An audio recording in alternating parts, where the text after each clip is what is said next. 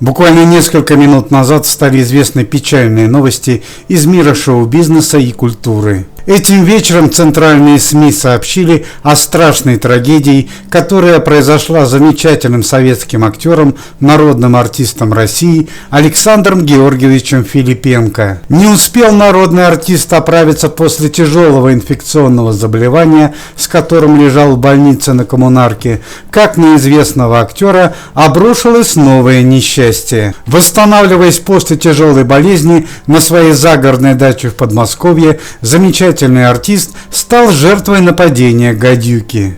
Дочь актера Мария Филипенко рассказала о подробностях несчастного случая.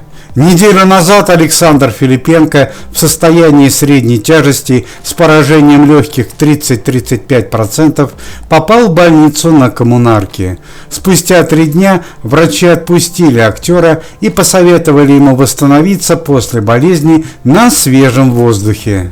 Дети отвезли Александра Филипенко на дачу и оставили известного артиста восстанавливаться после болезни. По словам соседей, Александр Филипенко человек неразговорчивый и все свое свободное время проводил с маленьким котенком, который жил у него на даче. «Сегодня утром я услышала крик и мяуканье котенка», рассказывает соседка Александра Филипенко. «Мы с соседями спустились к реке и увидели Александра Георгиевича, который лежал на берегу, сжимал котенка, а от него отползала большая змея. Гадюки в нашей полосе не редкость, а в такое жаркое и засушливое лето и вовсе целая уйма», рассказывает соседка Александра Филипенко. По всей вероятности, на котенка напала гадюка. Александр Филипенко попытался защитить своего питомца, но в итоге пострадал сам.